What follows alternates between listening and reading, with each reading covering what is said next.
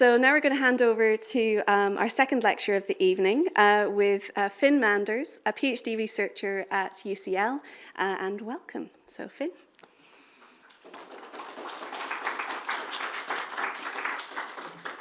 So hi, my name's Finn and I'm a researcher at UCL and the Wellcome collection. And I actually work on commonplace books which are adjacent to recipe books, I would say. And today I'm going to be talking about some of the work that came out of my Masters by Research, looking at the seasons in early modern Scottish recipe books. This project kind of came out of an interest in more kind of clock time and sensory experiences of like how long to distill something, how long to bake something, and evolved into an interest in time more broadly. So the focus on these Scottish manuscripts, I hope will be new to lots of you. The Scottish recipes have been somewhat underexplored. There's a couple of folk that are working on them up in Scotland, Charlotte Holmes and Rosalind Potter, who, if you're really interested by these recipes, I do recommend looking at their work, and also the National Library of Scotland, which has digitised a lot of these recipes, and I've used a lot of their images, which I'm very grateful for. My original plan with this talk was to talk exclusively about the seasons. And the seasons are at the heart of this talk, but I also think it's really important to talk about the other types of time which intersected with the seasons. So the kind of cultural and learned ideas that were affecting the way that people could bring the seasons into their recipes and into their understandings of everyday medicine.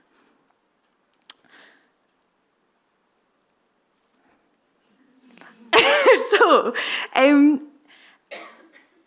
17th century Scotland, as you can tell, I'm Scottish, and early modern Scotland is a fantastic period to study. It's politically turbulent, we've got loads of social and economic change, we're a Calvinist country, and we've got obviously leading up to 1707 Union, so there's a lot that's going on in Scotland in the 17th century, and that does inform our recipe books, particularly I'll talk about two of the writers are quite interested and involved in politics. Also relevant is in the 1690s, we have a series of bad harvests, we have some famine. I say that really offhand, that is not an offhand thing to say. And that affects obviously the context in which these recipe books are written and produced as well. These are books written by nobles, so they're obviously quite protected from that, from the worst effects of that famine, but that is the context in which we're operating. In terms of the medical life in Scotland, we are quite looking towards the continent. Our universities do generally look towards the continent in this period, and we've got the foundation of the Royal College of Physicians in Edinburgh in the 1680s. So that's our kind of background. The four families that I'll be talking about, 8 recipe books, come from Glamis Castle, Scone Palace, Saltoun Hall and Wemyss Castle, but they're mostly held by the National Library of Scotland now. They were written across the 17th century, so at Glamis, they were written in the 1660s, and there's one held in Glamis Castle, and that was written by Helen Middleton, and it is connected to a book held by the National Library of Scotland through crossover in the recipes, but also the inscriptions, and that link was established by Charlotte Holmes, and then I found a 60% overlap in those two books. The Scone Palace book is anonymous, but internal evidence tells us it's probably written by women, and it was started in 1692. Saltoun, we've got 3 recipe books by Catherine Bruce, who is allegedly descended from Robert the Bruce, and also she is the mother of Andrew Fletcher of Saltoun, and basically he writes about his mother and says she was an educated woman that was important to him in his own education, and I think that's really helpful context for when we think about who these women are and who they're writing, who are writing these recipes. There's a similar story for Jean Weems, who is my favourite, and she was the core writer in the final book there. She inherits it from her mother, Anna Balfour, who starts writing it in the 1630s, and brings us through to the kind of later part of the century. And Jean becomes the Countess of Sutherland, and again, politically active, is quite an interesting woman that pops up in quite a lot of the Scottish literature. So they're all nobles, like I've said. They've got access to Edinburgh and the medical marketplaces there. They are all on the East Coast, so that is again helping that Edinburgh access. And they're wealthy, obviously. Lots of these castles have been refurbished since the 1600s, but you're getting the vibe. So also, it's worth noting that they're not going to be the only people making these recipes. They've got servants in their houses. There's not so much of a distinction between the two. We see architectural changes more into the 18th century in a lot of these places, as there's kind of more of a separation between the servants and the nobility. But yeah, they're not going to be the only people that are actually working up these recipes. Sorry for the illustration, but I just want to introduce us to a few time systems. So we've had a lovely introduction from Hamla upstairs about some of the systems which were in play. On the scale of the kind of everyday, we've got embodied sensory time. How long does something take to change state, and how can you observe that?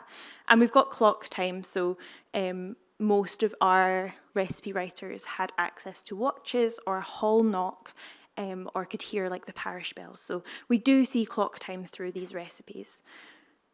On the scale of the year, we've got the seasons, we've got the calendar months, we've got religious festivities, so obviously we're operating in a Christian context, and we have the zodiac, which was Pamela was telling us about.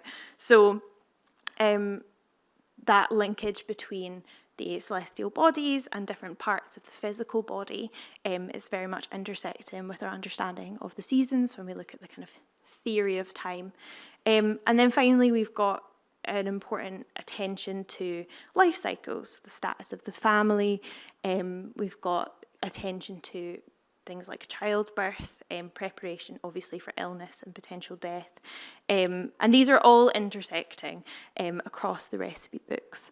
So this is why it's hard to isolate the seasons, but I'm going to do my best to do so. So, first example comes from the Scone Book of Receipts. Recipe writing is really very much part of the recipe process. So as well as thinking about the making and the trying out of recipes, I want us to think about the writing of recipes as part of that process. So this Scone Book of Receipts was started on September the 30th, 1692. And that was important to the writer. That's what they tell us when they're opening their book. As you might be aware, in Scotland, that's definitely coming into winter, and very much so. And we need to think about this recipe process as something that's taking place across the whole year, and that's going to be affected by obviously access to light and being able to write throughout the day. It was also really important when we think about what the texts actually are telling us. So they're not always written at the same time as trying out these recipes for the first time. They're this kind of process of collecting and curating, and a lot of the recipe books that I work with have that feeling of being a kind of final copy. And that changes the way that we interact with the recipes themselves, right? If they're these kind of more tried and tested recipes, which then, you see a few amendments to, etc. But it's a process that's coming out through the year. We also don't generally see organisation by the seasons in the books, so explicitly at least. I've not come across any of the Scottish recipe books which are organised like, these are my things to do in spring, these are my things to do in summer, lovely though that might be. What we do see instead is attention to ingredients and practices which needed to be grouped together. So, of course, if you're wanting to preserve pippins, apricots, pears, plums and peaches, it's helpful to then have that followed by other sorts of recipes which are going to involve similar ingredients or similar processes. And that seasonal understanding is kind of dissolved through the books. That's not quite the right word. But definitely the seasonal understanding of the books is in the material and is in the structure of the books as a whole. It's just not explicit. And that's something that I'm going to keep saying throughout this talk. So in a lot of the culinary recipes, we see attention to the seasons in things like looking for the deepest red cauliflower, elderberries when they be red. So looking for those ingredients and paying attention to the world around you, that observation, that integration of the natural environment with the recipes that needed to be made. But that wasn't the only sort of awareness that the writers had to be bringing to their recipes. So this recipe, as well as attending to the space of an hour, which is mentioned twice, we also see attention to preparation. So 6 or 7 weeks without spoiling in some dry place. This is a recipe which was excellent for the stomach. So again, you're going to be wanting to use this throughout the year. And its ingredients aren't seasonally dependent. So things like eggs, which would be available for most of the year. But the householder had to keep an eye on that making process, on when things needed to be replenished, when ingredients had to be acquired, and keeping an eye on not only the availability of ingredients, but also that kind of stock and attention to the year as it was passing was absolutely vital to the successful creation of the home, but also the preservation of health in the family. That responsiveness to the seasons, I've just realised I can look there. That responsiveness to the seasons is absolutely apparent throughout the books, but it's often not explicit. So for a lot of these writers, that ingredient availability is going to inherently affect the recipes that you can make, right? So you're not going to give a recipe and say this is available in May. It's available when it's ripe, when it's ready, when you can see that these ingredients are ready. This recipe is a bit different. So it gives us 2 options. Like we were talking about in the exhibition upstairs, it is responsive to those sorts of medical theories which were in play in this period. So if you kind of cross-reference with Gerard's Herbal, we see sorrel and lettuce and cooling cordial and violets are all cooling or cool and moist or cool and dry ingredients. So perfect to balance out a fever as part of this healing drink or tisane. This is a bit of a, like I said, a bit of a different recipe because it comes from a doctor and that is explicit, which in most of these books, that is not explicit. And we're seeing kind of, this comes from this person and this comes from this person who got it from this person. But this recipe is explicitly from a doctor and it explicitly gives how to make it differently at different points in the year. And what I find quite interesting with this is the idea that when recipes are evolving, not necessarily from that continued practice and those kind of annotations of making and observing and trying again, but potentially a little bit more evolving out of that theory and coming from above explicitly from a physician. There's an attempt to sit beyond the seasons, to impose order on the year as it was unfolding. So not only can you make it like this in summer, but in winter you can do this instead because I've got a solution for you regardless of what time of year it's coming from. And that's something that I'm going to continue to talk about. But I think the contrast there, which I don't see in other recipes, is interesting given that it comes from a doctor and we've got this different context coming together in the one place.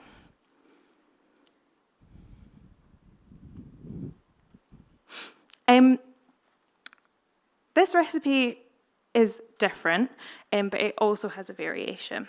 So the link to the, again, I need to look here. The link to the natural world is apparent in this recipe through its, when you take it, basically. It has varied instructions for what times of year to take it, and that is pinpointed by the change of season. So the recipe is to prevent the gut, so it's prevention recipe, preventative, not curative, and it explicitly asks the reader to take it at the start of May and then at fall of leaf in August. So it's bookending summer. And I think this link to an understanding that the change of seasons is going to, again, that change in the external world is going to kind of kickstart changes in the body, and you can get ahead of that, is an interesting link. And it's explicitly connected to that change in heat rather than any kind of other external system. And again, it's kind of responding to that natural world and putting its own sense of order back onto it. It's also quite special because it references May. May is, I mean, I'm realising I'm at the Royal College of Physicians and I've not put a label on my graph, but these are numbers of instances of recipes. So May is a bit of an exception. Basically, we don't see many calendar months. Again, I think because of that, things are available when they're available. It's much more helpful to say to use this when it's ripe, when it's green, when it's almost ripe, than use it in May regardless. However, May does come up a lot. And you can start to explain that a little bit by May is quite a warm month, so some things are going to start being ready. We've got, for example, May dew, we've got flowers of broom to be gathered in May, and we've got loads of references to May butter, which I've excluded from this graph because May butter, it felt like May butter had to be made in May, and there's about another 15 to 20 references to May butter, but I thought it's not fair to include it. I need to get rid of it. This doesn't quite explain it, basically. There's more to May. Lots of these recipes ask the reader to make the recipe in May, and that's not linked to an ingredient, so it's not necessarily that a certain ingredient becomes available, but it's because that's a really good time to make it. And why would this be? Making at different points in the year had a huge cultural weight to it. May in particular has associations of fertility. We see in the almanacs continued references to festivities like Beltane, which is a Scottish festival. These inferences aren't explicit. There's no recipe which says, I make this in May because. But what we're seeing here is a layering of different types of knowledge. So not only that seasonal, natural, responsive, but also the weight of we've done it like this for a long time, and this is when things are done, and it's got this cultural association to it. So again, we're seeing recipes as this interaction point between an inheritance and a generational inheritance of these recipes, mixing with, increasingly, printed learned literature and choosing to make medicines at the right times for a lot of different reasons coming in from these three ideas. I'm going to move on to the learned now to kind of, as a last kind of introductory idea. Learned not so. I feel like I need to put a big disclosure in front of this. In the Scottish recipes, I do not see the zodiac, like, at all, apart from this one. The zodiac is a really compelling idea. We really want to see this astrological connection between the heavens and the body. We see it in the almanacs, we see it in the printed literature, and you know, there is that association between different, like the picking of different herbs at different points in the year, etc. That's fine, but what we don't really see very much of is the zodiac explicitly. There's only 5 recipes across these books which refer to the zodiac, 4 of which, or the moon, and 4 of them refer to the moon. This is the only one which refers to the zodiac explicitly. It's a super unusual recipe in itself, so it's also my only recipe which uses a human body part. So it uses the skull of a man's head. And then, again, the instruction that has this temporal thing to it is when to take it. So you take it in the beginning of spring when the sun is in Aries, and then it also tells us when the sun is in Aries. So he enters a sign on the 10th of March and continues in it till the 11th or 12th of April. That link between the convulsion fits and Aries is present across European sources, and it's present in the printed literature. So that's kind of not super surprising. But what I would say is interesting is that convulsion fits or falling sickness was something that obviously it was very difficult to understand in this period. It wasn't something for which easy cures could be found. And I find it interesting that in all of these recipes, the ones that call to the moon and the ones which call to zodiac are the ones for things which could particularly not be understood.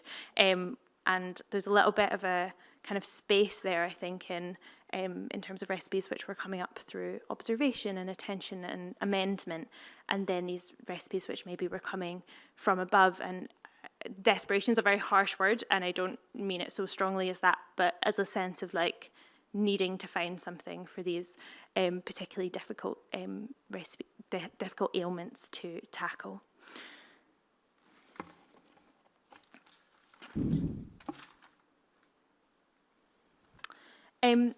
This is the recipe for a convulsion fit, which again kind of fits in with that printed literature. It asks the reader to track the moon, so it asks the reader to look at the moon 3 nights before the change and long before the height of the moon. Again, like with the seasons, like with the passing of the zodiac, the moon had to be tracked and attended to, and again we're seeing all these different systems have to be layered on top of each other, fit in with each other. It's a kind of connected world in which medicine, the successful production of medicine in the home, the successful maintenance of the health of the family required a lot of work, whether that was in the garden or looking to the sky or looking to the home, and the actual making and collecting of these recipes. I also want to point out that this is replicated, so in the exhibition upstairs, the recipe that uses the zodiac that is kind of displayed is one for I think it's for falling sickness, and the recipe which references the moon, it's 3 nights before the change and fall of the moon. So this isn't just applicable to the Scottish sources. This is a kind of common recurrence, deriving from printed literature, but also suggesting kind of circulation of recipes between England and Scotland as well. So I hope that even though this talk has been about Scottish recipes, you can apply some of the understanding to the books here as well.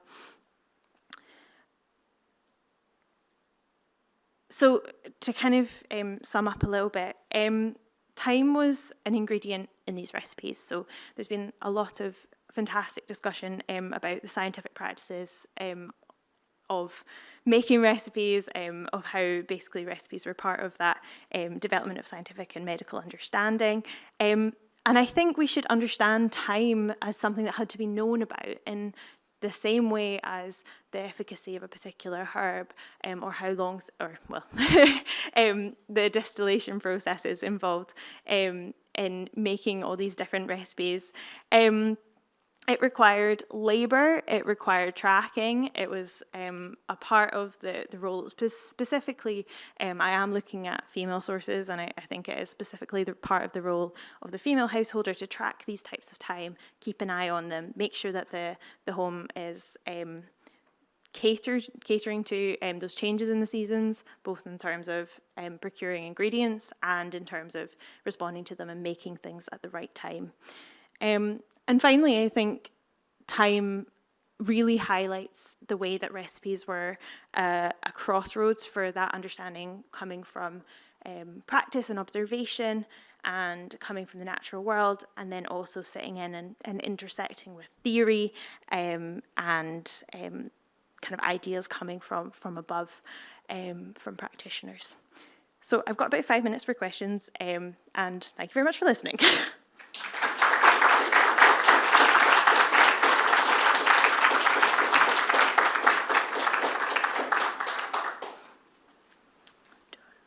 anyone have a question? Yeah, that would be great. Yeah, so I actually work with some commonplace books in the 18th century, and there's this really interesting, and I work with surgeons and patients, and they keep talking about how having really hard surgeries in winter is a no-go because of recovery is really bad in winter. And so I was wondering, in terms of, I know you talked about plants, and obviously plants growing at specific times is super important with seasonal change, but have you come across surgeries also in these manuals in the 17th century, and like a time seasonal thing that I'm seeing in the 18th century as well? I really love that question, but I don't see specifically any surgeries. I also can't think of any. So all my references to, so there's no references to the calendar months of November, December, or I believe January, and winter only comes up as a comparative. So like things do keep longer in winter than in summer. I've not seen any of my recipes which talk about that, but surgical literature might be, or case notes might be more reflecting that from the 17th century than the recipe books. Thank you.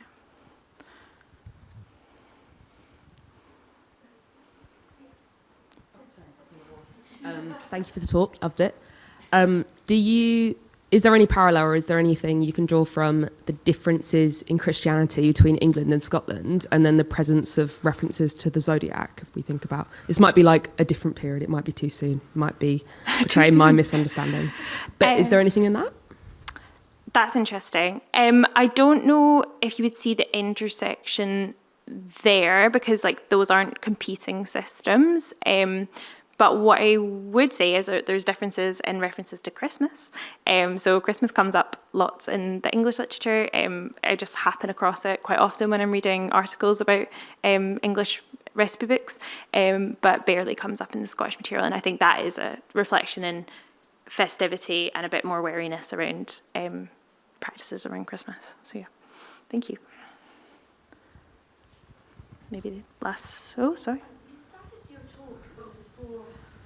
Houses and palaces. You started your talk, Finn, with the 4 houses and palaces, and there were obviously interesting women within these. How important was their influence at large with healing, and to the poorer people within their societies within Scotland, which, as you alluded to, was a very poor Calvinist society at that time?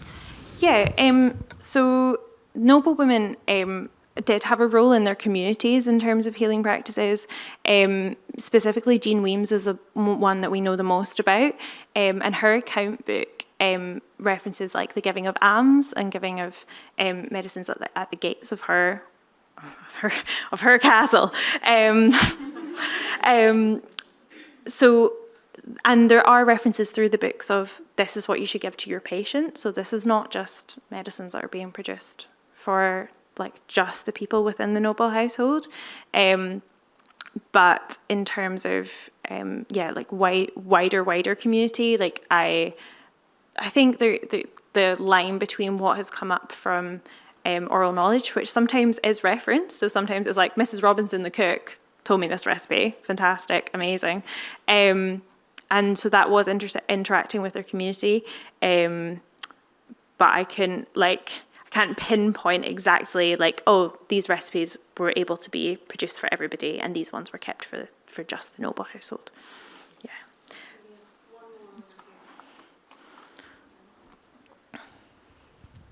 Thank you. That was an amazing lecture. I loved it so much, first of all. Second, I work on recipes as well, and I am not clever enough or have the memory to remember what every ingredient and their seasons, and I really love the exploration of different times. I work on recipes, everything except the actual recipe itself. So I look at how they've been used politically within families, or family recipe, or family law, as I like to call it. I'm kind of interested in the fact that these are noble families, and to an extent still are. I used to work for the Weems, they're still very influential.